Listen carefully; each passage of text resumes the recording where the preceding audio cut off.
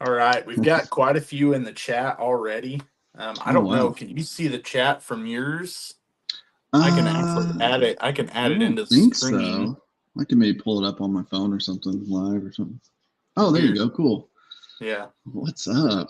Look at that. So yeah, we've got a lot in the chat. We've got Josh Lanham. We've got Mid Tennessee Angling, which is my buddy Chris Lancaster out of Tennessee. We've got Nice. Trevor Wagner. We've got Louis Pardo. We've What's got up, Lewis? Josh Christmas over here. So yeah, we've got a good group of people, and man, you guys have sent us a couple super chats. It's unreal. Thank you guys. Thank you guys Really so cool. much. Really cool. So, wanted to kind of let you guys all know. Oh, hey, we've got Michael from Dad Life in here. There Awesome. you go. Appreciate having you There you go. guys. This is going to be a fun show tonight. So, wanted to lead off with saying, you guys can tell Kayla's not here. She has to get a kid from Girl Scouts, so she should be here any minute. So she'll kind of help keep me in line like she normally does. I might have to keep her in line some because she likes to get off on tangents sometimes as well. But I think that's really kind of the whole theme of our show is we sometimes go off on tangents, Sam. So That's what be it's ready about, for man. that. All for it. Let's go. The chat does get kind of crazy sometimes. You'll just see them start going back and forth. So every once in a while they'll kind of pull us in a different direction that we weren't really expecting to go. Nothing wrong with that. Nothing wrong with that. So yeah, why don't we start off? Just tell us a little bit about yourself, Sam, and then I'll start asking you some fishing questions. Oh gosh, I think it'd be easier if you just asked me questions than me Okay. me trying to do a bio here. But a little about myself. Man, husband, father, first follower of Jesus Christ, man. One I used to not claim on podcasts and stuff like Yeah. this, so I think this might be the first time I got to do that on a podcast, which is really nice. And maybe we'll get into that a little bit, but yeah, run a small marketing business. Just me, myself, and I have contracted some help here and there, but been working with brands in the fishing industry and outside of the fishing industry. I think coming up on, I think it's 6 years now for the, officially being in business. But before that, I was kind of doing it part time and on the side. Been in the fishing industry since I was like 15, 16 years old. Really got started young, tournament fishing, co-angling, fishing out of a john boat. And then, life happened, things transpired, got into the kayak fishing game around 2018, had been following it for some time. Actually was living in Hendersonville, Tennessee, which just outside of Nashville. Okay. Very short period of time I lived there, but I lived down the street from Chad Hoover's shop.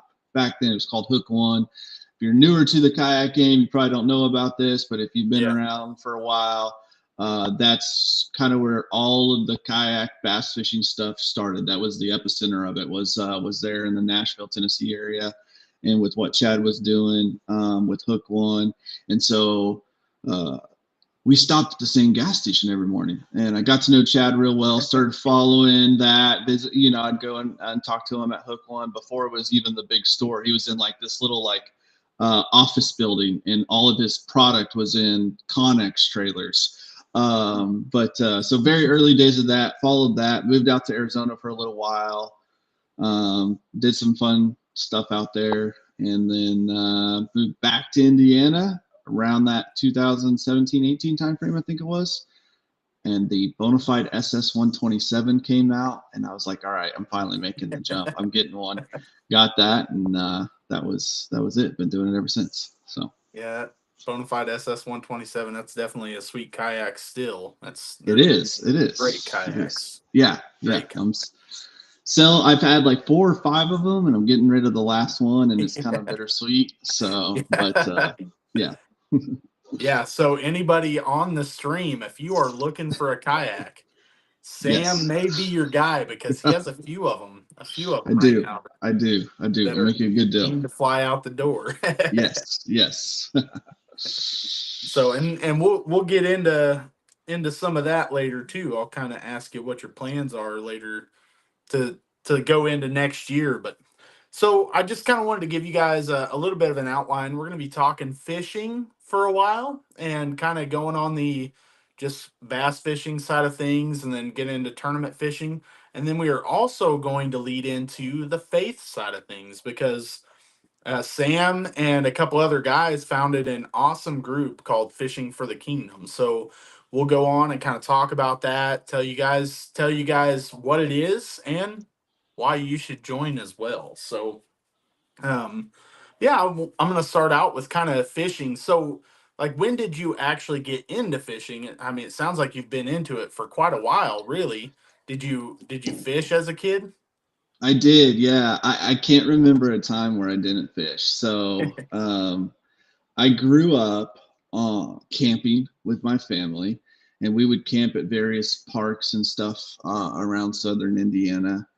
And that's all I did when we'd go camping. I'd fish all day, you know, bluegill, catfish, bass, whatever. I grew up on a creek.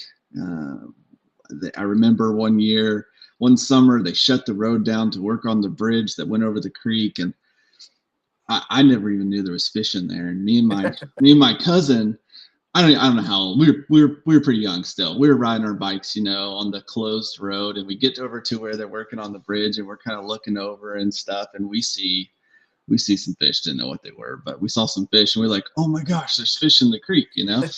And so we went and grabbed poles and picked some night crawlers, and I was there every day after that I could be. So yeah, I'll never forget.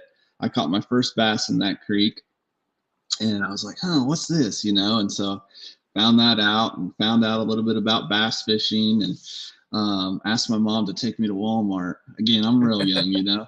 Asked my mom to take me to Walmart so I can look at the fishing lures, and I see this little Norman coffin lip crankbait, and buy one of those up, basically a little square bill. Buy Yeah. one of those up. Mom gets, I think she gets me two of them, two different colors. And went back to the creek the next day, and I stood on my favorite little stump in this little deep spot of the creek, and I mean, just fish after fish. I caught them that, not just bass, but a lot of bass, even a couple decent little smallmouth, and yeah, I was hooked after Nice. that. So, yep, whole life been doing it, man. Oh yeah, that's really awesome. And I mean, really, guys, that's something that I mean, that story right there, more people need to hear that story because so many people get annoyed by kids when we're out on the water. And I'm moving out of the way Mm, because Kayla just showed up. So let her jump in here. Get your mic on. there she Fashionably. is. So but so many people get annoyed by kids out on the water and look at what starting a kid off on the water can turn into. Oh yeah. You know, Sam grew a passion for it as a kid and he is still very passionate about it, and we'll continue down that lane right now. So got a little bit of a background on him. I missed it. I'll have to go back and rewatch it myself. Yeah. A little bit of a Mm, background and then got on to the how he started fishing. So, you know, you said that you met Chad and that kind of got you at least going down the journey of what kayak fishing was looking like. And you yeah. said you Yeah. you picked up a kayak, did you say 2017, 2018? So I picked that up in 18, and then I fished my first tournament in that in 19, I think, or late 18. Can't remember exactly. Now, back then, so you know, we are both. I'm new-ish to it, and Kayla's very new to the kayak tournament game. I've only been fishing tournaments now for 2 years, 2.5 years, and she's on her first year of tournament fishing. So back then, what tournaments did you fish? Were there very many available all the way in 18, or was that really when a lot of them were starting to kick off? I know it's crazy when you hear people that have been doing it for 20 plus years and you Yeah. know, I never even knew about it back then, you know. Yeah. No, that's a great question, and there's a lot of places I could go with just that simple little question. But so I'd fished tournaments off and on most of my life, either in the back of the boat or from a John boat or whatever. And when I got into the kayak thing, I really didn't know what was there outside of KBF because again, I knew Chad, so I knew what he was doing. And in 18 and 19, I want to say he was still doing, yes, he was doing the trail series, but in a regional format. Uh-huh. So there was various regions, and then you could fish in those and qualify for the Trail Series Championship and the National Championship. Yep. My first event though was actually, it was a different group, and they're not around anymore. I believe it was called Mio, Mioh. It was Michigan, Ohio, and they had some like online tournaments, but they included Indiana in them. And I caught wind of that on Facebook or something. That was like one of my first tournaments that I fished in. And then I went straight into the deep end. I went straight to like the trail series. And I thought because I'd had all this experience in the boat side that I was going to be awesome in the trail series and I was going to crush it. And I got humbled really quickly doing that in 19, but still had some success, and continued to fish that. And then I fished some stuff in Indiana. A couple of the guys that, because I used to be a pro staff manager for a couple different companies, and a couple of the guys that I knew from there, and then Aaron Molander, or Amo as I call him, grew up with him, and I ran into them on the water, and they told me about SIAC, Southern Indiana Yak Anglers Yep. Club. So I would consider like that was my first home club. So Yeah. I fished with them a little bit. And then I learned about, at that time there was a group called Cassin, Kayak Anglers Southern Indiana, and they were part of like a larger kayak anglers series. I don't remember too much about that, to be honest with you. But I started asking myself, like, kind of like you just said, like, there's stuff out there, but you don't know how to really find it and what's all going on. And there was Indiana Kayak Anglers. So then I created Hoosier Kayak Bassin to try to be like Yes. the epicenter, the hub of that. At that time, I was starting to dabble quite a bit into the marketing stuff and all that, and so I was like, oh, I can create a website where everybody can find all of the tournaments and all the different groups and promote those and the anglers. And that was kind of the inspiration between HKB, which now is kind of fallen into just really being the state championship, and that's pretty much all I do with it. But before I was Yeah. doing like the Turkey Bowl and all kinds of stuff. So Yep. I remember those. So that would have been like, I think the last year that the Turkey Bowl happened would have been the year that I was first like really watching the tournament game and yeah, trying to decide whether I was going to be brave enough to actually put my foot in there, not sure, knowing how to bass fish. sure. Yeah, yeah. Yeah, it was fun. I missed the Turkey Bowl. Actually, Duke with Catch Yeah. just posted today something about it. He was asking the Paddle and Fin guys, which was a podcast network I used to be a part of. And when I Yep. first did the Turkey Bowl, they helped as kind of like a title sponsor, help get that going. And he was just asking about that today, if it was still going on and stuff. And I said, no, unfortunately not. But that was a good event, and I don't know that we'll ever bring it back, but it was there's some good memories there for sure. Yeah. Yeah. I believe it. So when I got into the tournament game, like I said, I came into it not knowing anything about bass fishing at all. So I had kind of just followed a few groups. I found SIAC and I found Grubby, which you know that Kayla and I fish the Grubby tournaments. We're hoping to fish Right. some more SIAC tournaments next year. Yeah. And Nice.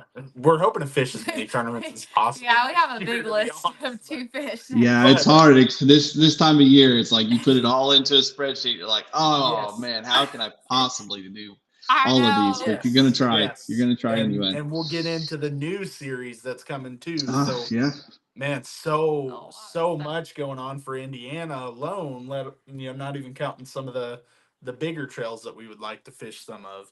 yeah. But yeah, so I started kind of following the tournament game, and I could remember I was following JT, who done the Grubby Talk that year, JT and Higgin. Yep. fishing with Gramps. And I Gramps. Yep. remember watching a live video with you, Brian, Oh yes. JT, and uh, Tweezy. Yeah. All you guys doing a live tournament, and Nice. I was like, man, I had a blast watching that. So that Oh was where I yeah. first learned of you, and then kind of Oh, started okay. following you throughout the next little while, and seeing Okay, your cool. name on leaderboards, which Cool. continues to happen. Yeah. And I don't know, I'm probably jumping way off banks here, but like I heard your name and all that good stuff. And then I fished that first tournament this year, my first grubby tournament. Yeah. And we came Uh-huh. over, actually came over to the Bluegrass Ramp to meet Teresa. Yeah. Who's Right. on Yeah. fishing on here. And you were there too. And so we went over and talked to you. And that was the first time I met you. And you made me feel so comfortable and so welcome, and I really appreciate that. So I'm putting it out there because sometimes, awesome. and I know you can't like say that just as a girl, like sometimes it's a little intimidating to play in like a man's world and stuff. So coming over there and you being so welcoming and knowing that you were like a good top angler, that was pretty impactful and welcoming for me. So just saying that out there. You're super kind and you're a fantastic angler, and I was super excited to get to talk to you tonight and just pick your brain a little bit. Oh, thank you so much. I appreciate that. That's awesome. Yeah, so I did tell him that I was going to brag on him a little bit. So I'll kick that off real fast now, because this guy, for those of you that are not in Indiana or not following the tournament game, Sam is seriously one of the top anglers in the state of Indiana, without a doubt. For sure. Has won multiple championships this year. He mentioned SIAC. He won the SIAC championship this year, which what lake was that on?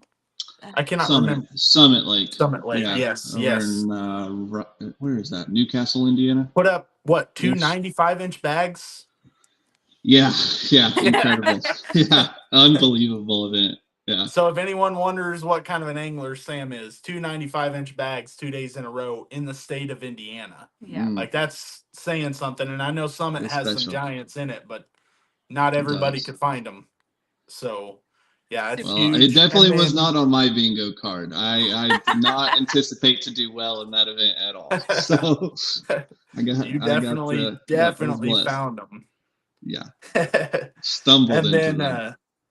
Next he goes through and wins the Grubby Championship. So this guy was in it to win this year. Yeah. Won multiple championships. I know you won the Bluegrass AOY. What else did you, like, big accolades did you end up coming out of this year with? You got 2 Angler of the Year. And I thought you did. But... So the Grubby overall AOY and the Bluegrass AOY were the 2 Angler of the Years, and then the championships you already mentioned. Yeah, that's so awesome, man. Congratulations on that. I know I congratulated you on Facebook, but wanted to say it here on the live stream as well. So Sam is 100% a hammer for Indiana. Yeah. And anytime I sign up for the Bluegrass, I'm like, oh, there's Sam. Sam's on it.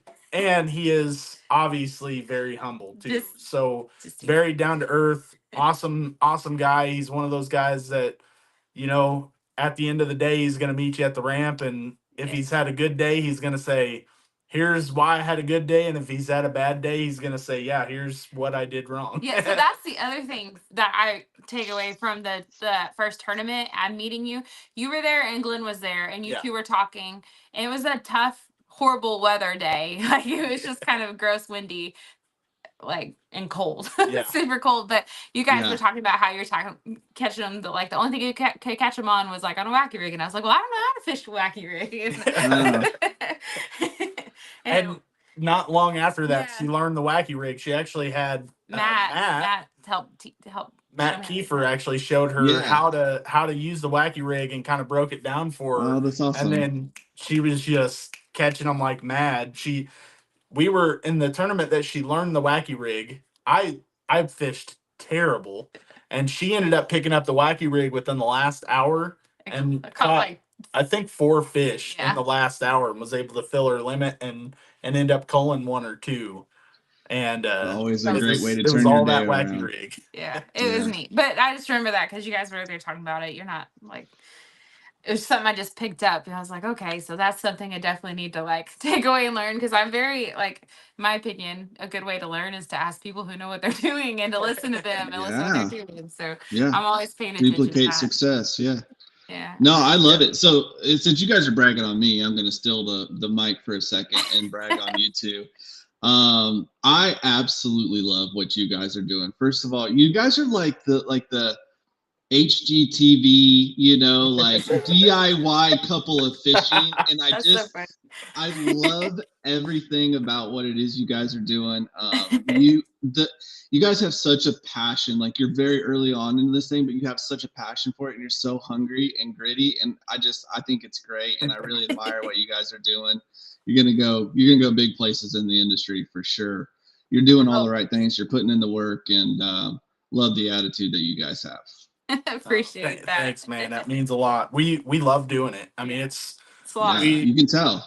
We put the grind in, and sometimes it's 100% that. And I For mean, sure. We haven't been fishing in 2 to 3 weeks due to our schedules, and you can tell we're like it's been rough. going crazy over here. Yeah, no, I get it. I'm looking at like 2 to 3 months of not fishing at least, man. and I'm already terrible. Itching, so I know, man. He'll fish when it's like when there's literally ice on the water. And I don't know. I like staying out on the water, but I don't know about that. So we got our kayaks last year. We picked them up the weekend before we got that like real big snow that came on. That stayed for like 3 weeks. Yeah. Yeah. So, okay. So we just got our new kayaks. Well, I say last year, it would have been the beginning of this year. So we picked them up in January, and we picked them up and immediately had all that snow that stayed on. Everything was frozen. The day that I went to the lake and I could see some open water, I went to New Lake over in Oakland City, and I had like 20 yards of ice. And I took the kayak and I sat on the ice and I like scooted out to the open water just to get out there and pedal. He just wanted to try for a little bit just to get the kayak out. Oh man, yeah. God bless you. No way. If it's under 40, I have no desire to be out there.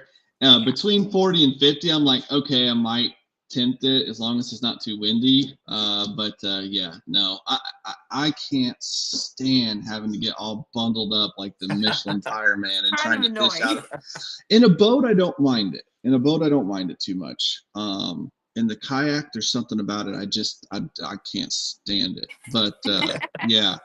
I'm all for fishing in the wintertime as long as I'm driving south, and that's just about impossible with sports and kids and work. Oh yeah, joke. Kids' schedules. He's got multiple crazy. In basketball. You have 4 also, right? Yeah, exactly. So multiple in basketball right now, and he's running like mad. So yeah. we understand.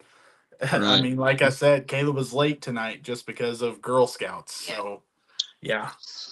If I don't sell some kayaks, so if I don't sell some kayaks, we're going sledding in some kayaks this winter with this snow keeps up. Think, an inch of snow Teresa this was morning. eyeballing it. She needs to grab it. I know. I've been eyeballing it, but Teresa, jump in there, get that kayak before Kayla ends up buying it from him.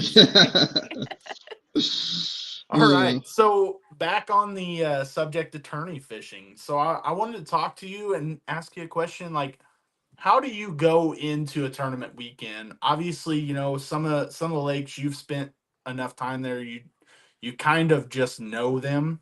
But like, say you're going to a lake that you don't fish very often. How do you go into a tournament weekend? Are you one that does a lot of pre-fishing if possible?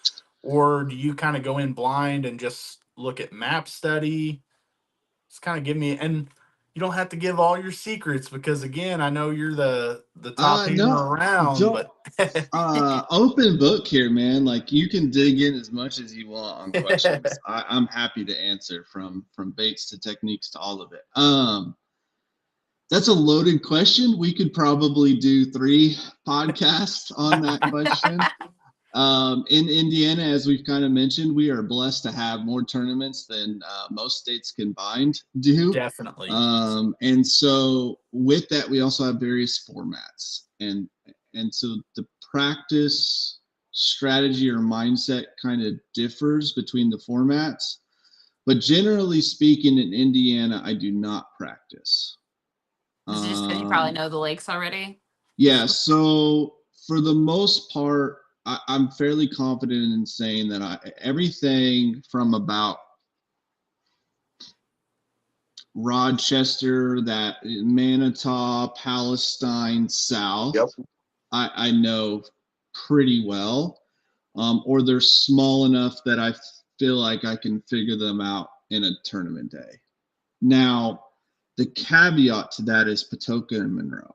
I will Yeah. practice on Patoka and Monroe Yeah. because one, they're larger and I've got lots of spots that I want to check, and two, Yep. they're pattern lakes. So once you figure out a pattern, you can then take that around the lake and kind of get an idea of where the better quality is. And then obviously you want to, like if you're in a 2-day championship, like the Grubby championship or something like that, you want to have multiple patterns in multiple areas. Yeah. You don't want to be, stuck on one. And then I also will say my definition of practice is probably far different than most anglers, especially kayak anglers. So I tend to see, and from talking to kayak anglers, they will pick a spot of the lake and then they tend to beat it to death. Yeah. For a day or 2 days. And in a boat, you don't really practice that way. In a kayak tournament, it's fine to fish that way, but practicing that way is dangerous. Agreed. I would say.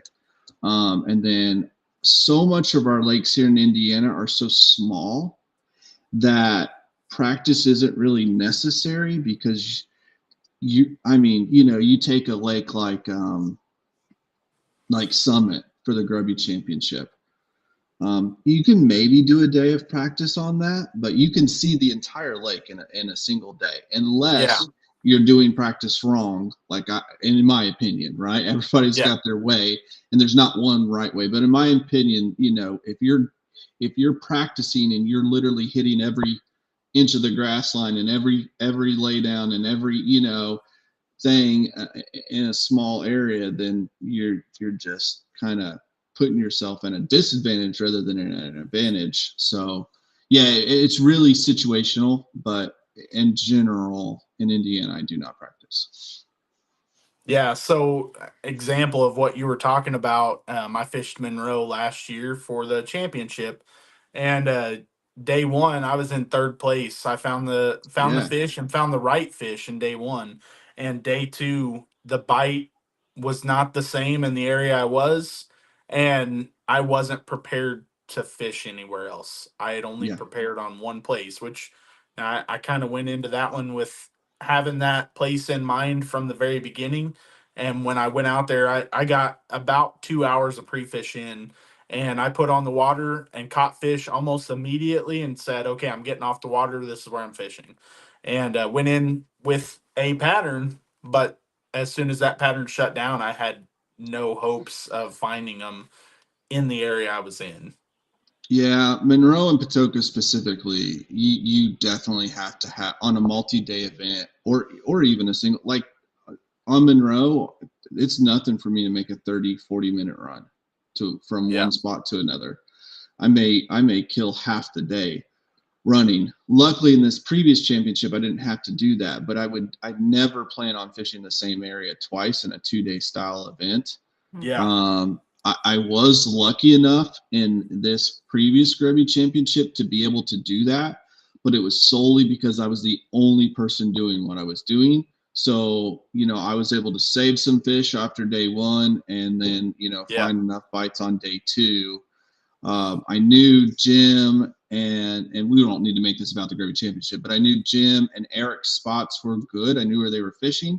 In general, not their exact area, but I knew in general where they were at. But I was pretty confident it wouldn't hold up like it did. They wouldn't be able to duplicate what they did on day one. I was worried, however, that Eric would be able to stumble into a decent enough limit, and then Jim Bailey is such a stick on Monroe Yeah. I assumed he would go somewhere else. He ended up fishing the same stuff, it sounds like, and it just didn't pan out for him, which is what happened to me the previous year. I got stubborn and I fished the same spot both days, and it backfired big time. But this time it did work out solely because I was literally, I had what I was doing, I had to myself completely. There wasn't even bass boats in Yeah. the area. So That's huge on that lake for sure. it is. It is on any lake when you can find a spot where they're coming and going, or you can find one of those situations where everybody else is doing something different than you are. You can put yourself in a pretty good position quick. So Yeah. Okay, so we don't have electronics yet, which I know you do, but just if you had to give advice for people to break down a lake that they've maybe like never really seen before and they don't have electronics, what are you gonna do? yeah, great question. Great question. So on electronics, I don't have fancy electronics either. I mean, it's compared to today's standards. I have a 9-inch screen, Yep. and it's a TI2 Lowrance. And when I got it, I thought I was the coolest kid on the block in kayak fishing. And then right after I got it, it's like everybody started blowing up with 12-inch screens and then forward-facing sonar and all that. But I thought it was so cool that I had down and side and mapping. Yeah. So here's, and those things are pretty crucial if you want to get off the bank. Yep. I spent a lot of time fishing from the bank, and I always wanted to get off the bank. And then you get a boat or a kayak, and then you just go straight back to the bank. Yes. For most people. And I didn't want that to be the case. I grew up watching, Bassmaster on the TVA and watching them fish offshore and stuff like that, TVA. And I absolutely was just like mesmerized by that style of fishing. So I wanted to learn that. So I put a lot of time into that. But to your question, what if you don't have electronics? It's not in the budget. Because groceries are crazy and it takes a fortune The to feed kids the never stop family. eating. Yeah, I get it, right? I've wanted forward-facing sonar for 5 years now, and unless somebody buys some kayaks, I'm going to keep plugging this as many times as I can. Yeah. I'm not going to get it. But so to answer your question though, the best thing you can do is get Google Earth on your laptop, not on your phone. It's great on your phone, but get it on your laptop because you can do. Actually, you know what? They just updated the app, and maybe it does allow you to do to go back in time. I'm not sure on that, but anyway, it's still nice to have it on your laptop, bigger screen. So get Google Earth to where you can actually go back in time on satellite images and see lakes when they're drawn down, see them when they're high. Yeah. See where they get. I love it. Guys talk about using it to find structure and grass lines and that sort of stuff. I love seeing water. You can tell water clarity in some cases on the newer images too. When it's high and stuff like that, you can kind of see what areas get muddy and stuff. I will tell you in Indiana, there's not a lot there to be seen, but it can help you on Patoka and Monroe a little bit. Because of the different water levels, and then on some of our smaller lakes, you can see the grass. Now here's the thing with the grass in Indiana: it's like it changes every year. The grass never sets up the same, and whether it's bluegrass or the Duggar units or Palestine, and then we go through phases of different types of grass and stuff like that. So, but the big ones, you can see humps. You can see those long, shallow fingers on Monroe, which are key.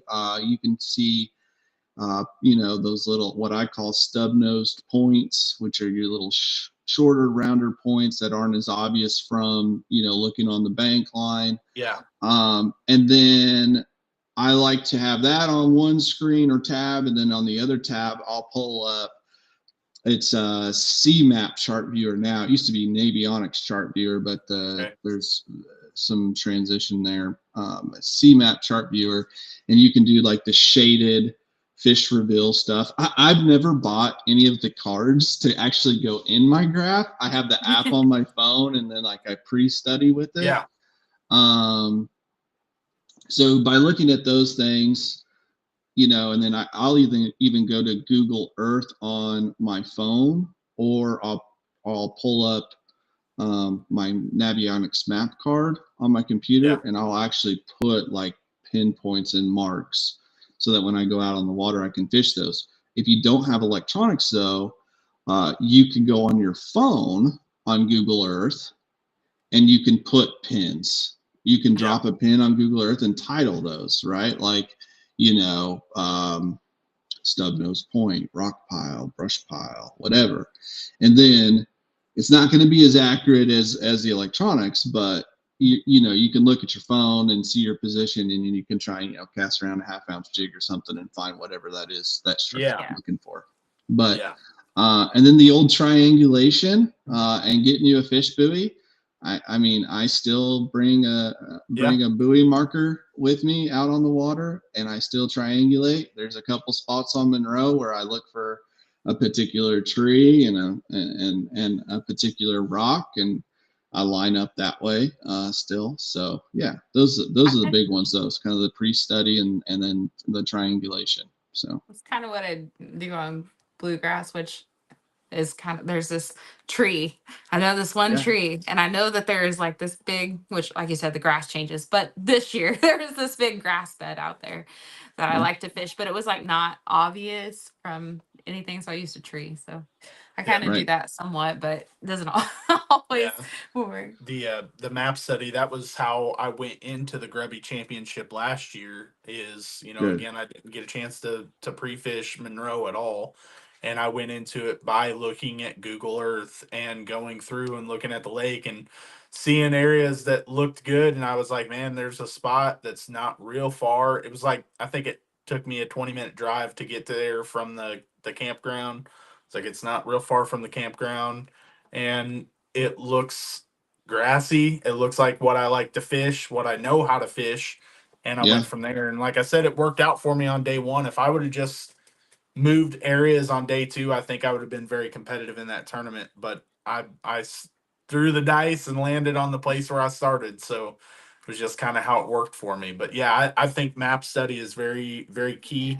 I think and it's helped me already. So it's something that I know we need to do more, especially for traveling, which a lot of our travel we're hitting moving water because we don't have moving water here by us. So when we're traveling, we're kind of traveling to places that have moving water because we've had a lot of fun doing that. Can't help you with that topic at all. That's one realm I do not play in. You will not catch me in moving water. So we need to have Eric Tracy on the show, huh? Yeah, have anybody other than me, and you'll have more insight than I can give you. So. I like both. I do really like. I'm ready for another river trip. But I also really like the on and off of the lake and it being a whole lot calmer and being able to go where I want to. Yeah, the moving water thing is straight chaos. It's not fun at all to me. I will wade a creek with you all day. I am not floating down a river. No. That's funny. All right. So I wanted to ask you, what do you do when the day gets tough? Now, whether that is like, hey, the bite is just not on, or whether that's one of those days where it's like you just can't seem to land a fish. Like, how do you keep your head in the game and still push through? Because I can tell you, anybody who's tournament fished, you've had those days where, again, maybe you've pre-fished, maybe you've been fishing a lot and you've been on a certain bite for weeks in a row, and then all of a sudden tournament day hits and the bite is 100% different. Or maybe, hey, you hook up to a fish 10 minutes into the tournament and it's a giant and you lose it trying to net, or you lose it off the board. You see that tail flop over and hit over 20 inches and then the bass pops in the water. I don't know from experience. So how do you handle those situations? What do you do to keep your head in the game? Not well historically. No, you know, one thing I do pride myself in is I feel like naturally and just from a lot of work and study and mapping, I feel like I can find winning fish fair, with the best of them. But I am straight up like Bill Dance blooper reel, almost always on the water. Like if I were to live stream or just GoPro like you guys do and post it, I mean, it would put Bill Dance to shame. I am seriously, I screw up so many opportunities. It's not even funny. And it used to kill me. It really did. Like I used to spin out big time. I remember the very first Bassmaster kayak event was on Logan Martin, and I had a terrible practice. And went in day one with zero expectations, and I got a little clue early on something, and I remembered in practice going across an area that was similar, and so I went to it. And I kid you not, like 10 straight casts in a row, I lost a fish. And they either broke me off. It was like a shallow, rocky, sandy bar. They broke me off, jumped off. I didn't net it correctly, whatever. And I mean, that happened really early in the morning, and I might as well have gotten off the water afterwards because I was done. I was devastated by that and frustrated by that. And I can't tell you how many tournaments I've had like that. Big fish misses and opportunities. You talked about Matt Kiefer on Bluegrass. I mean, he could probably tell you all the times he's heard me yelling about big fish I've lost there. I'm probably the king of making the excuse of, I lost the big one, or, I fumbled this or I fumbled that, and that's why I didn't do well. But I will say two things I did.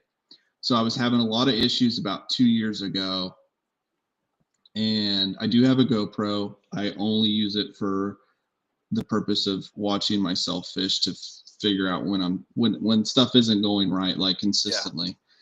And so I had filmed myself on Summit, and I filmed myself, I can't remember where else. And I had noticed that I was doing this weird, like, high sticking thing as I was going to net fish, and it was costing me fish at the net and stuff. And so I made some adjustments there.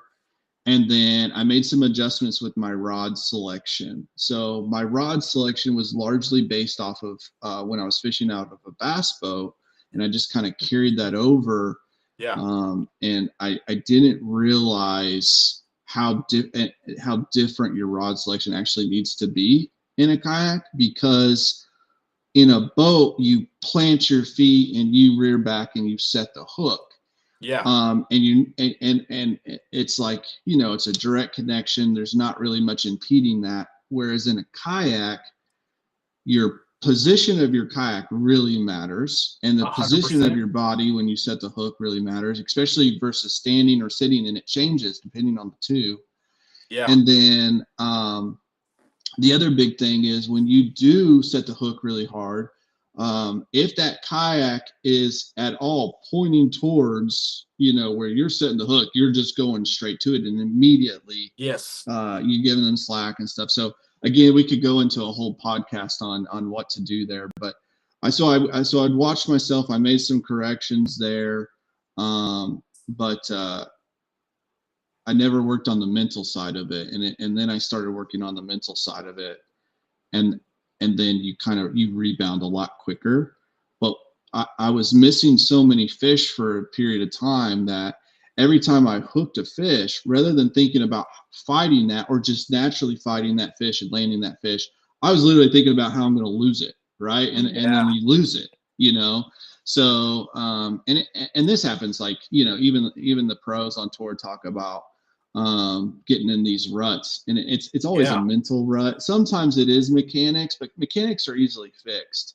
It's the mental side. So man, you gotta laugh it off, dude. That's what I've been trying to do, just laugh it off and be like, okay, you put yourself in that position once, you can get yourself there again.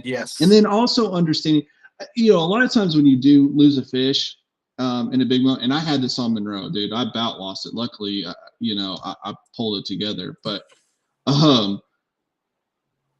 when you lose a big fish, you immediately think like it's like, oh, I just gave it up. But every other angler in that lake Yeah. has had missed opportunities, lost big fish, broke one off. And so that one fish didn't actually determine the outcome. It was dozens of opportunities like that across the field Yes. that determine that outcome. So you just kind of got to brush it off and move on, and that's easier said than done. And it's taken me a lot of years to get to a point now where I can move past it. Most times, sometimes I throw a fit like a giant man baby, but I think we all do. yeah, That yeah. I mean, what you talked about there just kind of makes me think of we did a seminar at Kayak Adventure Series with Josh Shrenko, and he talked about Oh, cool. sticking with it until the end, fishing Yeah. until the end, not Yes. giving up until that last minute, and that's everybody has those missed opportunities. But don't let that missed opportunity be because you decided I'm frustrated now. I'm going to get off the water 15 minutes early because that 15 minutes. Well, Josh, I was gonna say he at practiced that what he at preached. that at the that same event, Josh ended up catching the fish that won the tournament within the last hour of the tournament. Yeah. So he Wow. would have been second place had he not stuck with it to that last hour. Yeah, and he said himself that he was super Yeah. frustrated and kind of like over it and stuff, but he still kept fishing anyways and just I fished through could and tell you eventually. some crazy stories of my own and other guys that I've kind of followed. With HKB, I wrote a lot of little blogs and stuff back then, Oh yeah. and was always talking to everybody. And I could tell you so many stories of tournaments that were won in the last 15 minutes. I could tell you a story on Monroe where I didn't have a fish all day, and in the last 30 minutes, I put up one of the biggest single day tournament bags I've ever had, That's cast awesome. over cast. So you literally cannot stop fishing. Yeah. If you're an angler trying to learn, the best thing you can do is push through to the end and be trying to figure out something, because that's when you make the most breakthroughs. I'll actually tell you, one of the things I love about the grubby format is that there's no awards or anything. There's no off the water time. Yeah. Often I will spend another hour or two on the water after the grubby tournament trying Yeah. all the things I thought about but didn't do during the tournament. And I've learned so much from that. Spots, techniques, especially when the conditions don't change much. You know what I'm saying? Yeah. And you have similar conditions after the tournament as you did during the tournament. That's huge. And I'll never forget. Michael Neal, I don't know if you guys know that name or not. He owns the Real Name Deal sounds familiar. Tackle. He's a major league fishing pro. He's been an Yeah. angler of the year and stuff. I'll never forget talking to him one year down there. I think we were there for, can't remember. We were there for maybe a KBF event or something like that. And I was just in his shop talking to him. I'd worked with him with another company that I had dealt with when he was just getting started. He was a part of, and so I had a little bit of connection with him. And so I was talking to him at his shop, and he was just talking about how many hours he spent graphing. That's it. No rods on the deck, nothing. Yeah. Just graphing, and learning, and that was pretty impactful for me. And so I think like the next weekend I went on Monroe and just graphed and graphed and graphed until I ran my battery dry. And you learn so much from not fishing. And that's why I said, like, my approach to practice is very different than most people. I'm not even, I bet you I don't even cast 50% of the average angler on Yeah. in practice. I'm mostly trying to learn and see where fish are set up at using the electronics. But if you don't have electronics, you do have to cast a little bit more, but you do need to cover more water and Yeah. not stick to just one area. So, Yeah. but anyway, probably went off on a That's tangent where there. it's kind of just dragging the Texas rig along the bottom just to kind of like Agreed. fill That bottom composition. yeah, just to fill that, like, and then just That's been the biggest thing I've learned since really spending time with the Texas rig is learning areas that I'm like, oh, I did not realize there was rock down there here. I'm like, I would have never guessed that there was rock in this spot of that lake. My two favorite practice baits on a non-grass fishery are a football jig with a hook cut off and a Magnum shaky head with a hook cut off. Because of that exact reason, I can feel the bottom. I can graph over something, and then I can cast to it, kind of understand boat positioning and angles, and not have to worry about catching a fish. Because what's the point of catching a fish on a brush pile in 15 foot of water in practice? There isn't one. If you graph over it and you see there's fish there, and if you get good enough with your electronics, you can get a general sense of size, and maybe you hook one here and there. But generally speaking, I'm trying not to hook anything. So I love it. Like 3/4 ounce, half ounce tungsten football jig, filling the bottom. Found a lot of nice rock piles on bluegrass, your guys' favorite fishery, doing that very thing. So yeah. Yeah, I need to spend some more time at the other end. Yeah. Yes, I kind of stay to that. Well, not having a motor, most times it's like limited time, so I tend to just stay like in that one area. So one of my goals is to really just spend some more time when we get back out there and like all of it on all of the ends, and just kind of learn more and more about it. Yeah. The best thing you can do on any grass fishery, but specifically bluegrass, is spend a bunch of time on it when there is no grass. Yeah.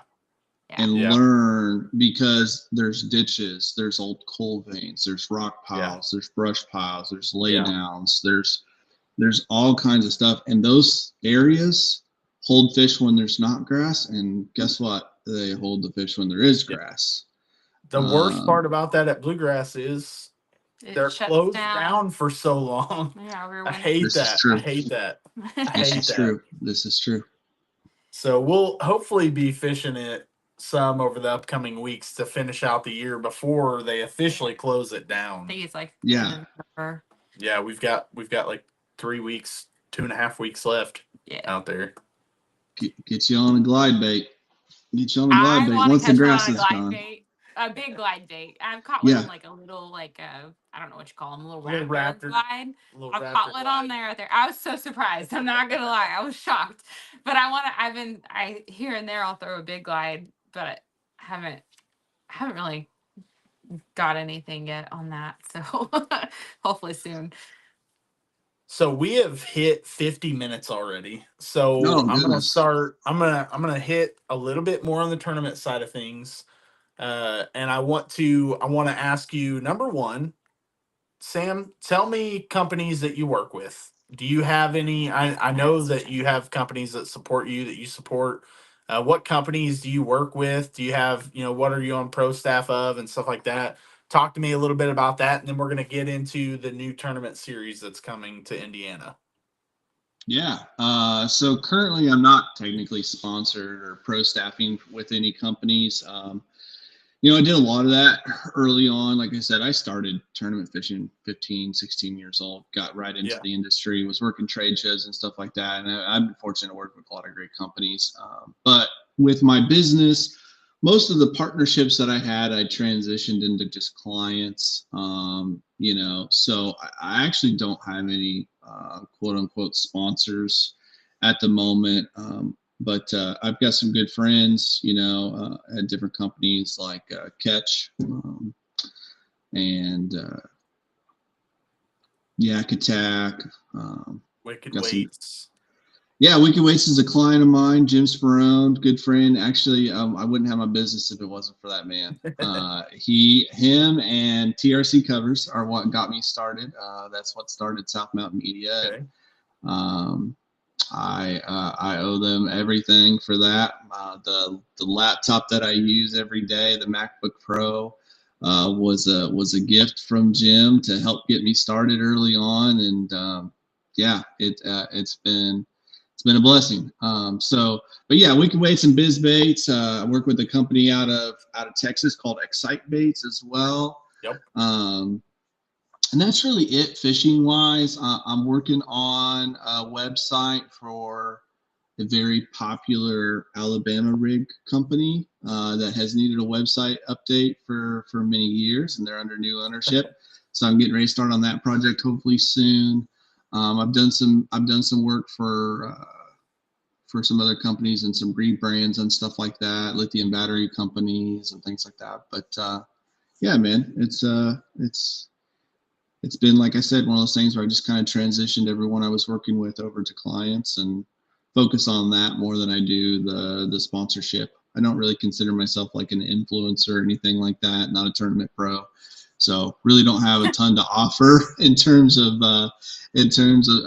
sponsorship at the moment. But as I get back into the podcasting game, hopefully later this year, maybe We maybe both that'll open chuckle some a little bit doors. on the tournament pro as the guy who's won both championships of Not Indiana. really a tournament pro. I just win everything.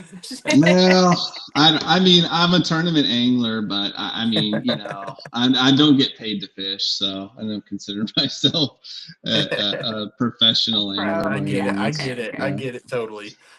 So going from there, what are your plans for 2026 tournament wise? You planning on still fishing the local trails? You getting into some bigger Yeah. stuff? What's coming for sale? Uh, I mean, we know that he's got 3 kayaks for sale. So something's yes. going on there. There's a new kayak coming It has to be. without a doubt. So Yeah, it was actually you gonna open up the juice right here and yeah, it was delivered. It was delivered the day after the Grubby Championship, the new Yeah. ride. I told you at the beginning here. I started in an SS 127. Absolutely love that kayak still to this day. I think it's one of the best platforms that ever came out. But then I got into an autopilot 136. Yep. And I fished out of that the last season and a half, I think. Yeah. Another incredible rig. I truly enjoyed that, and probably would have stayed in that, but the XTR came out. Yeah. And I've been eyeballing it, and I can confidently say there aren't many people that take more tackle than I do. If you saw how I have my black pack set up and some of the other things that I do to bring tackle, you would think I'm absolutely crazy, and I am crazy because I don't touch 90% of it. Yeah, no joke. Not just throughout the day, but throughout the year. However, I can't go on the water without it. Like, I have to bring all this tackle. So I think I've got like 6 in the black pack and then 2 in the short stack, and then I have 7 to 8 of the track packs with tackle in them, and then I stuff 3,700 boxes under the sea and beside my black packs. And it's bad. It's so bad. I've got a plastic bag that's like 50 pounds worth of plastics that I bring. And I rarely ever go past the first layer, but there's at least 10 layers. Yep. So there if you need it. yeah. So the XTR is very fitting for me in that sense. Also, talked about having little ones and stuff. The 2 kayak thing is hard. It's really hard. I want to eventually get a boat to take them out, but for right now, they're small enough and the XTR is big enough that I can put them on that front deck and kind of do like a little guided fishing trip with them. Yeah. I've done it in the autopilot. It's difficult. So the XTR serves that purpose as well. And then, I kind of want a little more speed. The autopilot's a little slower, which isn't really a big issue for me most of the time, but getting into the national scene stuff, which I was planning on doing. This is the second part of your question. I wanted a faster rig.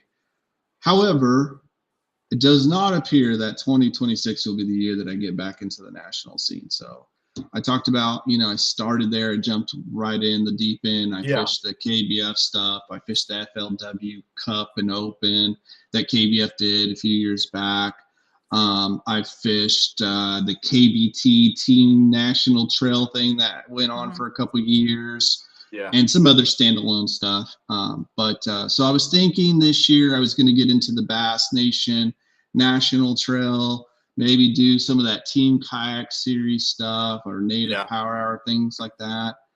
And man, I went to the Big Bass Bash the Big Bass 250 tournament at Lake of the Ozarks a month ago almost now. Yeah, maybe only a couple weeks ago. And had a really good time. The first, what's that?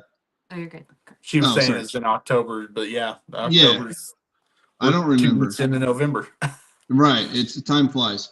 Anyway, so the first half of that trip was absolutely terrible. That's a whole nother story. But it ended up being great. The group of guys I was with was great. But man, I just realized like I'm not there yet. I miss the family when I'm gone, man. I think about the money I'm spending, and I'm not there. So I'll probably fish a national event here or there, or maybe just like one, a year. Maybe go fish some of the Tennessee Nation stuff. But I'm going to stick to the local game for now.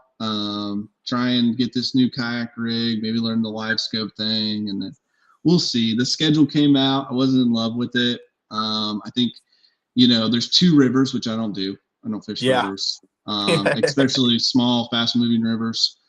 And then, I would have to go to California. I would have to go. Oh yeah, everything was on the Yeah, everything was on the coast. Phenomenal. Like Steve did a great job. It's a phenomenal schedule. If you love, I mean, these are great fisheries. If you're someone who wants to travel, like it is a really great. I'm not I'm not dogging the schedule at all. It's just not good for me. No, exactly. Not good for families with. Yeah. I am happily married and I want to stay that way. And exactly. I just I like a little money in the bank account, and I don't see that happening with me going nationally. So we'll stick local. We've got I know you want to get into this, so we've got so many opportunities here in the state of Indiana, and we've got a new one now with the launch of the Indiana Kayak Bass Nation series in 2026. So that's exciting. I don't know that we would participate in that one this year. I don't know. We haven't talked about it, but I'm excited to watch others like you and everybody else jump into that one and see. We've definitely got to start kind of getting in and planning out our year. Like you talked earlier, getting a calendar out and kind of planning out our year of what's ahead of us. The one downfall to being a married couple that fishes together is you have to have a babysitter if you're going to fish together. To fish I know. I don't know how you guys do it. So I don't know. I might have to just let him go on his own, but then I'm gonna be pouty. So if I go fishing, especially a tournament without her, I like it. I'm a good alive. It's his fault. He shouldn't have took me if he didn't want me to go with. Yeah. So no, we'll have to figure that out for sure. But I'm excited. I've heard a lot of people talking about it. That I'm excited just to see how that goes, and just. I don't know. It's gonna be I don't watch sports, but this is gonna be like watching that series take place. Is gonna be like my little, like they do the little graphs or whatever. Yeah. I'm gonna be like, oh yeah, they're gonna get it this year or whatever. So I have a fantasy fishing team apparently. Yeah. There you go. It's gonna be exciting. I'm looking forward to it, and I think a lot of people have for a long time. We had a situation where multiple people have tried to get it together, and there was kind of a roadblock, but that roadblock finally was removed, and the door opened up, and Merlin's done a great job of corresponding with the new president of the nation in Indiana, and Steve Owens, and working together there, and he's starting to form himself a good little team, I think.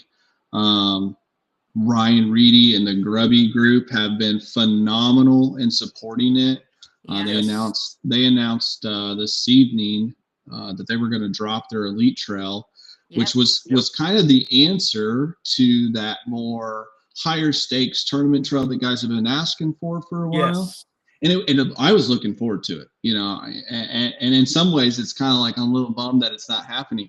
But they dropped that. They're doing a lot to help support and get the nation stuff off the ground. Specifically, Ryan Reedy's really been involved in it, and I'm doing my best to try and do some of the marketing stuff. Some of the graphics and building a website out. It's about 70% right now.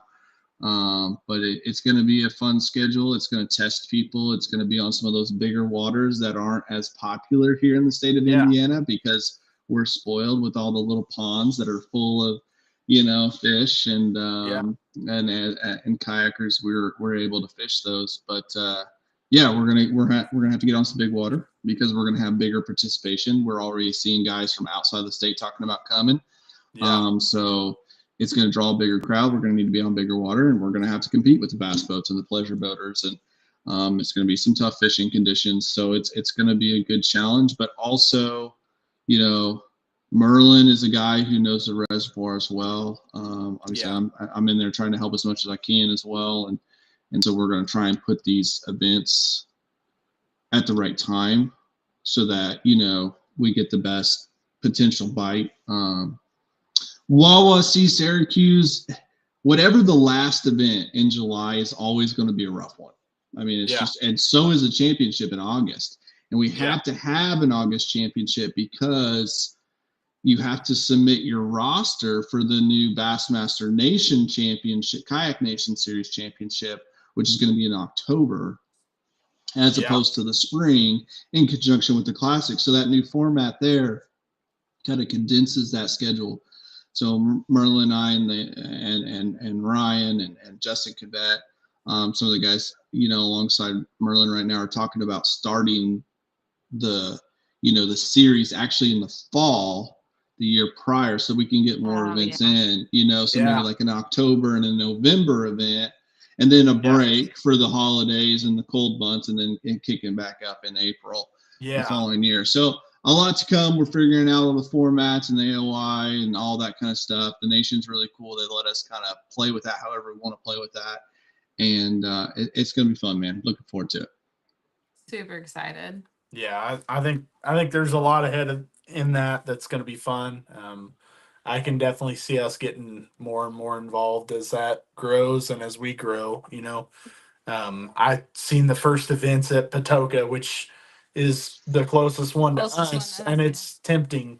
So I've never maybe one that we have to look at. Well, I guess you can't say that. I have fished Patoka from a boat. We went like, I think this is my dad's boat. I believe it was me and Chase, my mom, and my dad wasn't not. I don't know. Maybe even Tyler. I don't know. So there's like 7 of us in a boat fishing it, and this was like before I knew it. So we're just fishing for whatever bites. So that's the only fishing experience on Patoka that I have.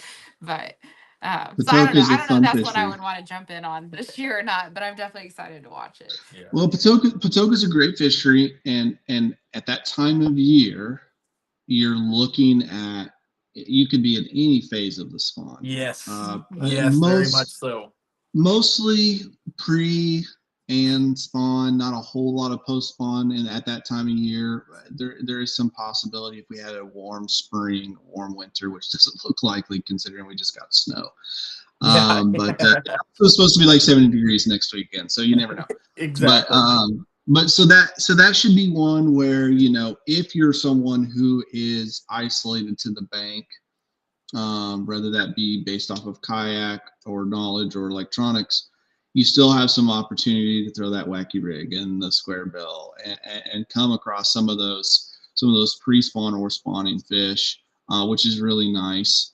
And same with Monroe. So, you know, Patoka and Monroe, they're not super far apart, but there's like this weird atmospherical line or something that is drawn in between those, and there's like almost like a 10-degree difference sometimes in the water temperatures. And so it's like, generally speaking, it's about 2 weeks. Monroe's about 2 weeks behind Patoka. Sometimes they kind of almost are identical, but a lot of times they're a little bit behind. So we're gonna get to Monroe early May, and it's gonna be a similar situation. I have never not seen fish on beds and Monroe all the way like into even the first weekend of June. So the Monroe spawn usually tends to be a little bit longer. Like you'll have certain sections of the lake that hit at different times, and that's really nice, and a lot of waves. This year, the lake was 15 foot high all year. Yeah. So, you know, they were like 10 miles in the woods spawning. So that wasn't the case. But generally speaking, you're looking at, again, a pre-spawn spawn time frame there for Monroe. So that'll be a good one for everyone. And then raccoon historically is known to be best in June. Bluegill spawn is happening. A lot of those fish are up shallow and crushing those bluegill on the riprap and stuff and around the docks, and always pretty good. So, and then where do we go after that? You guys remember? No, not as a top of my Wawasee, head. Wawasee, Up higher. Syracuse. Yeah, Yeah. Wawasee, Syracuse, way up north. The idea again is going to be to service, the 4 quadrants of the state. This year's a little bit funky because we can only have the 4 events plus a championship. But the fisheries that are possible based off of what we anticipate the angler counts to be are Brookfield, Monroe, Patoka, Wawasee, and Raccoon. Those are really the only lakes large enough in the state. So Wawasee will be interesting. Is that one of the questions I see a lot? I've seen a lot, and you may not know the answer, but do you have to fish all events to be able to qualify for the championship on that, with there only being 4 this year? I don't know the official answer, but I can tell you that what is most likely, I can say with almost complete confidence, it'll be 3 out of 4 for Angler of the Year. And then let's say we can get in 2 events in the fall and then have 4 next year, that we're at a 6 season event, then it will be 4 out of 6 probably. Yeah. Pretty traditional. Another question I'm seeing is entry fee. I think we'll fall right in line with the other states when it comes to the nation stuff at $75 entry fee. Yep. There is a Bass Nation membership and a Bassmaster membership. So you have to be a member of Bass in order to be a Bass Nation membership. Yeah. Bassmaster, I think it's $17. It's kind of like their normal price. They do run offers at times. I think I've seen it like $10. It's like $17 for that. And then Bass Nation dues for the state will be $55. So and there's benefits of that other than just being able to fish in the tournament and the AOIs. You get the magazines. You'll be eligible for other Bass Nation perks and tournaments and events. Eligible to qualify for the national championship. One idea I have floated to Steve at least twice now, I think, and I'm sure other people have. So for your listeners that may not know, Bassmaster Kayak Series concludes its championship, or it has its championship the following year in the spring in conjunction with the Bassmaster Classic. It's on a separate lake, but they share the awards stage. That is changing. Yeah. The Bassmaster Series will now conclude with its own kayak championship. Nice. Now, yes, it's kind of a bummer that the opportunity to get on the classic stage isn't there anymore. Yeah. But in reality, it was done as kind of like a precursor. There often was a whole lot of people in there. The media coverage is completely focused on the media coverage is completely focused on the pros, as it should be. And now by splitting it off, we're going to probably have a media team for the championship. We're going to get more coverage. It'll be at a time where it's just us, so it's way more exposure for the anglers, and that's a lot better in my opinion overall. I agree. But this idea that I have floated to Steve, and again I'm sure other people have, is how cool would it be if the guy who wins, or gal who wins the championship, the national championship, like every other series, college, Bass Nation, the teams, all that kind of stuff, they all get an entry into the classic. Yeah. So how cool would it be for a kayak angler to win the Kayak Series National Championship and then get a boat and get to go fish in the classic? I think we need to make that happen. So if you get an opportunity to, float that idea to Bass and Steve, you should take that at every chance you get, because I think it'd be really cool. Now, of course, the logistics of that is they've got to probably put somebody who's never been in a boat. So they're either going to have somebody drive for them, or they're going to have to put them through like a training course to drive that. But the kind of like the living the dream package. I've been in boats.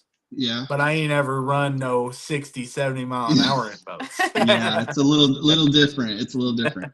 But I feel nonetheless, I think it would be really cool added deal. So everyone else is launching and taking off, and I'm just dropping the trolling motor and heading. Probably do better. You know how many Bassmaster Classic tournaments have been won with a guy fishing right around takeoff. Yeah. It happens more than you might think. So it might be a good strategy. All right. I don't want to pass up the opportunity for you to talk about. So that's the next thing I wanted to get into, and this is how we'll finish the night. So we've talked fishing.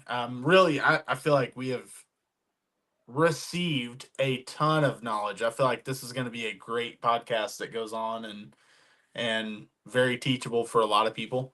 So thank you very much for all this information, Sam. Like it's great.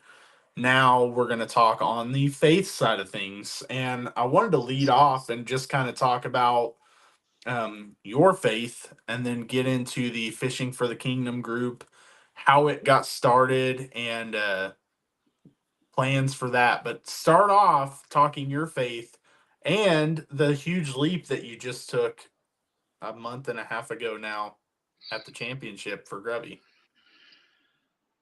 Yeah. Jamie, grab the tissues. Maybe. It's funny.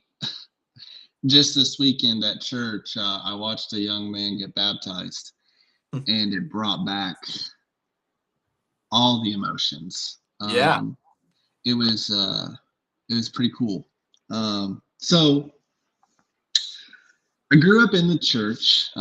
Actually, my uncle pastored a church, and my grandmother, I remember her always having a Bible in her hand. If you were to see her Bibles, she's passed away now, but if you were to see her Bibles, it's like she literally highlighted every word in there. And I remember that, but I was a skeptical kid. And then a head in the clouds and very resistant to so much of it. But yet somehow I still, there was always, that little thing, that little voice, right? And I would kind of come back and fall away and come back and fall away and come back and fall away. And I went through some stuff as a kid, and as a young adult. And at the time, I didn't realize it, but the only way I got through any of it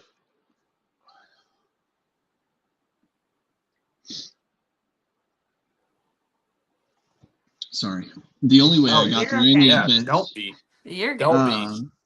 was his providence. Like, I didn't know then, but he was always guiding the steps and putting people in my life at the right times. And it's funny looking back now, every time that I really got far away from the faith, every time that I was like almost over the edge of like, nope, I'm out, like this isn't for me, there was somebody placed in my life, whether it was a manager at an old work. I had a manager, her name was Mary, and she was such a godly woman and such a great leader. Mm-hmm. And there was just all these little moments. When I was living in Nashville, quick funny story, we were struggling, young, no money, just everything going against us. And I was driving at that time. I was working for Dish Network, and I was in the van driving all the time. And I had these little short drives between people's houses that I was doing work at and stuff. And I found this radio station. I thought it was funny. It was like a talk show radio station. I thought it was funny. And I'd only catch like 5 minutes here and 5 minutes there. And I realized about the third day, I finally had a longer drive and got past the talk show part. And I realized it was a Christian radio station. And at that time, all I was listening to was sports talk radio, and maybe a little country or rock here and there, but mostly sports talk radio. And man, it pulled me into the faith again. And it was huge. I still think about that all the time. I still listen to that radio station now on iHeart. But yeah, man, like I said, just a lot of back and forth in my life, and resisting it and trying to do it all on my own, and stumbling and failing miserably, and then finally realizing like there was something more to all of this. And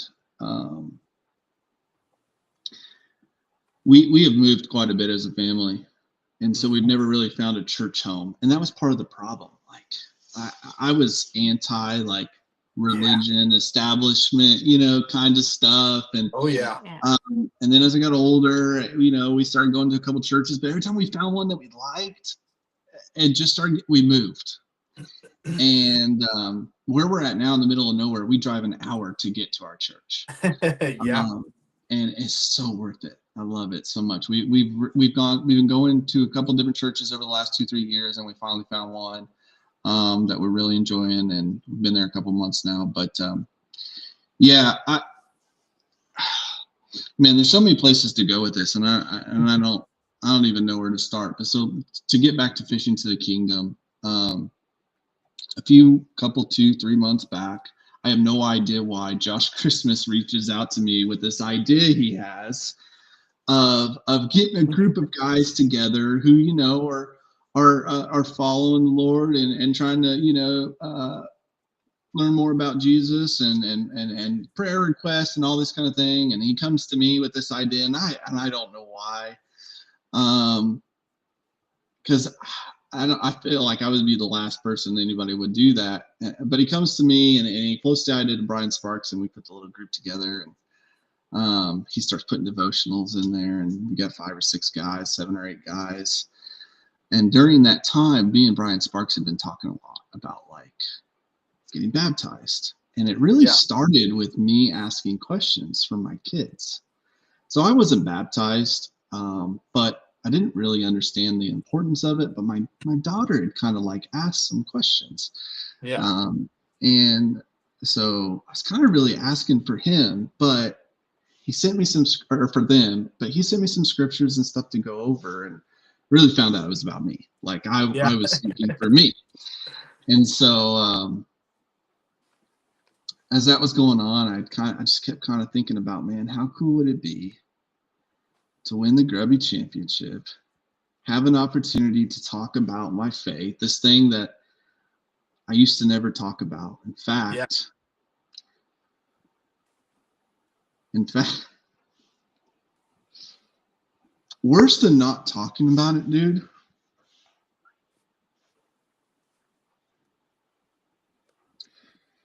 So I told you I used to be a pro staff manager for like different companies and stuff. Yeah. And then I used to podcast. And back then, when I was a lot more like in the influencer side of the game, I got calls daily, guys asking for questions about how to build themselves as influencers, how to build their social media, how to get more sponsors. And dude, I told so many people there's 2 things you avoid. Never do these 2 things. And that was politics and faith. And I told so many people, like I would look, so people would call me and be like, all right, let me go through your profile. Let me look at your stuff. Let me see what you're doing. And be like, all right, you got to 86 this, you got to 86 this, you got to do more of that. And dude, I told every single one of them to 86 anything with faith. Every single one of them. And I couldn't have been more wrong. Like, I couldn't have been more wrong.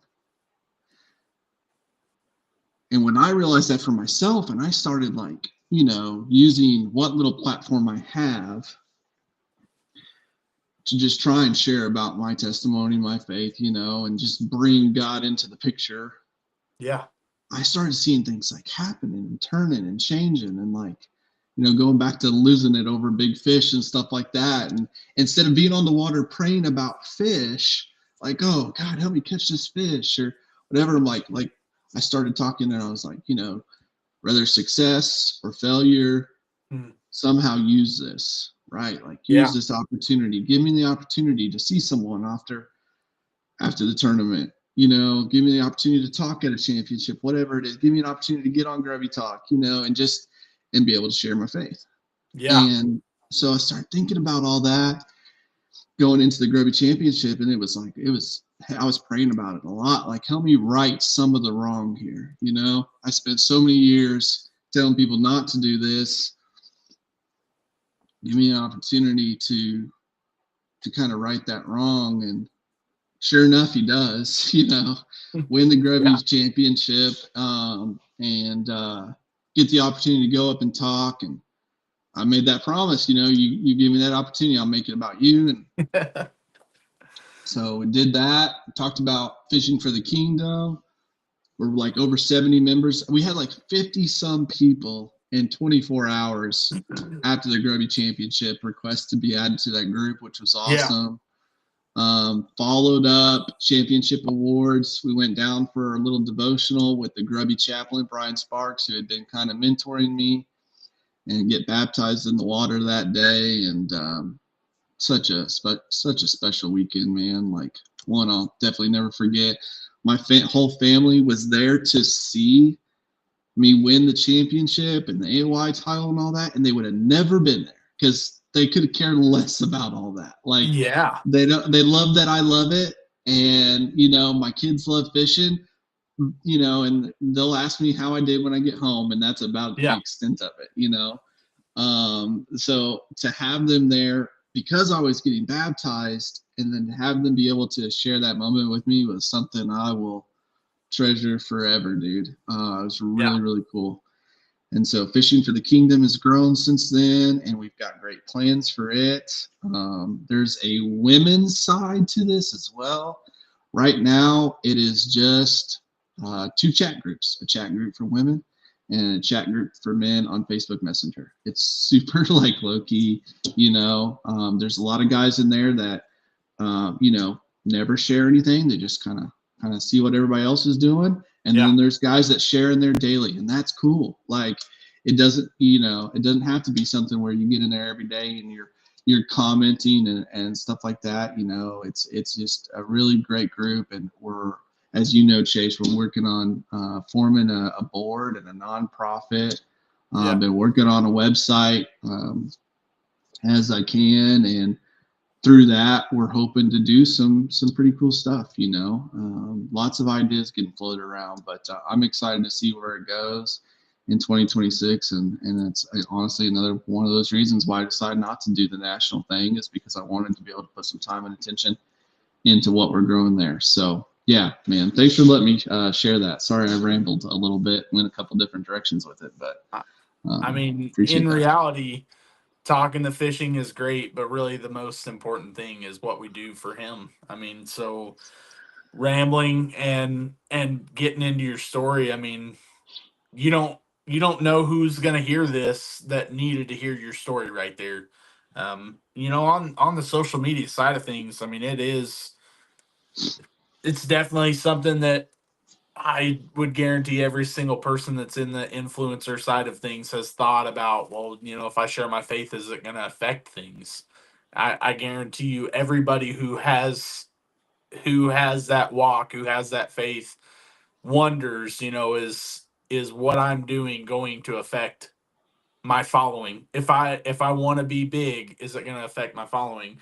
And I mean, I know that a lot of us know, if you're in the social media side of things, John Dalton with Creek Fishing Adventures, but he's one of the few that is very adamant on his social media and will say things about God very frequently and talk about faith, and will say, look, I can't stay for a Sunday tournament because I've got to get back to church. He's one of the very few that's going to do that and be so open about it in that. So it's definitely something that I think more people need to hear, that it's okay. It's okay to say it.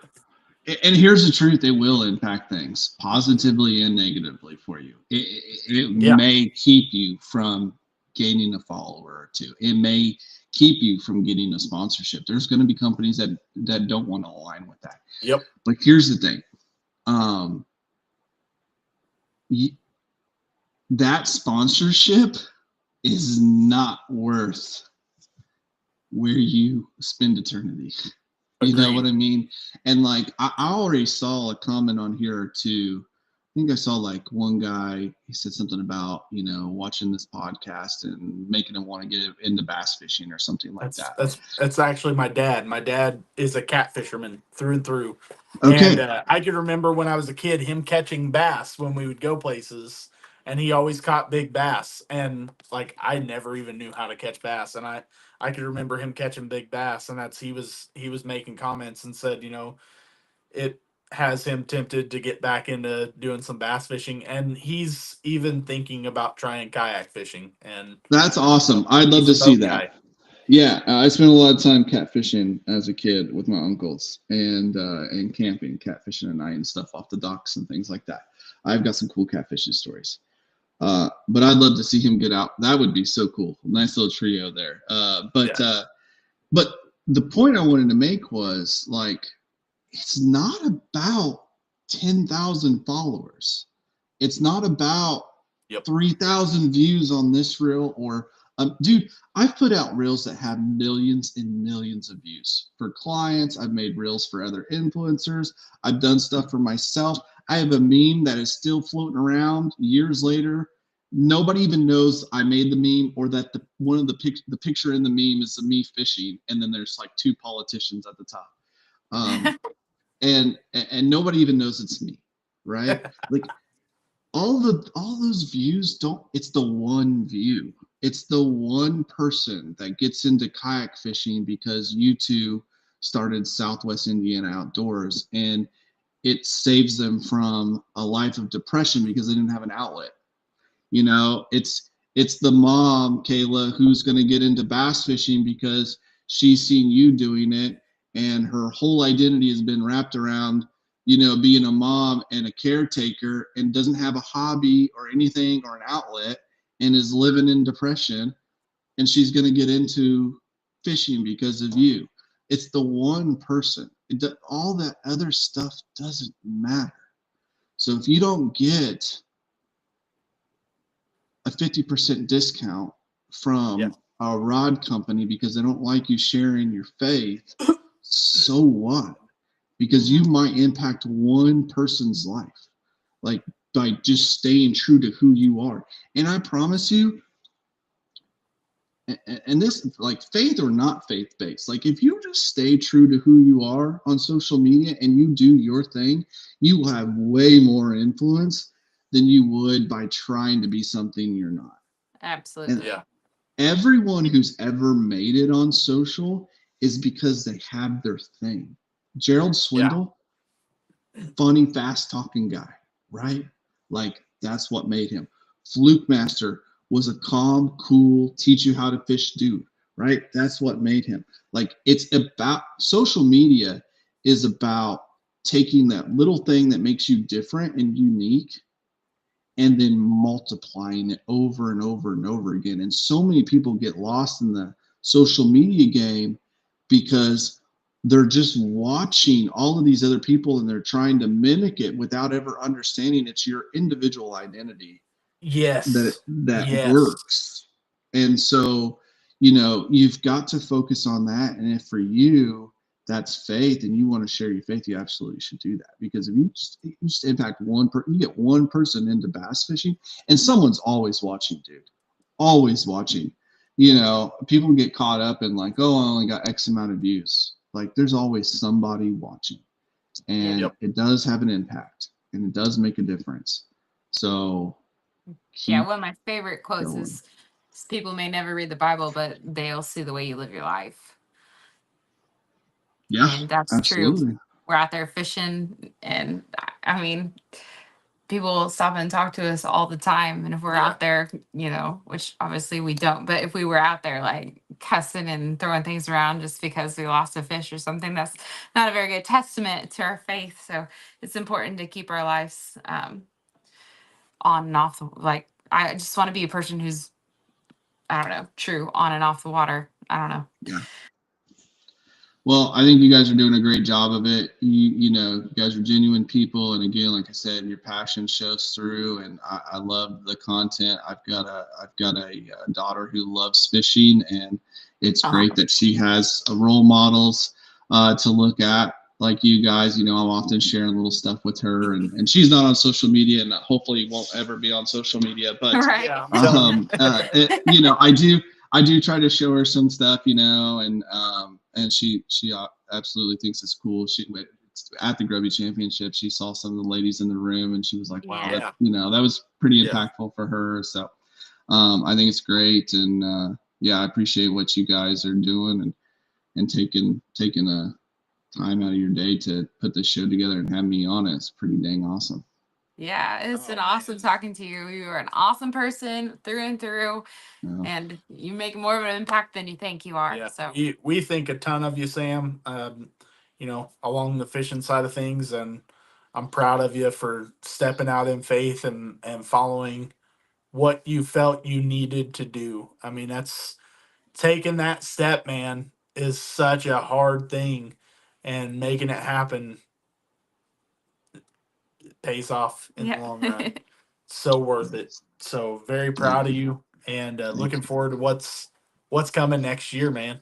It's gonna be Right. 20, it's gonna be a huge year. Huge yeah, year. 2026 is gonna be fun. I'm excited. Lots of things coming. Yep.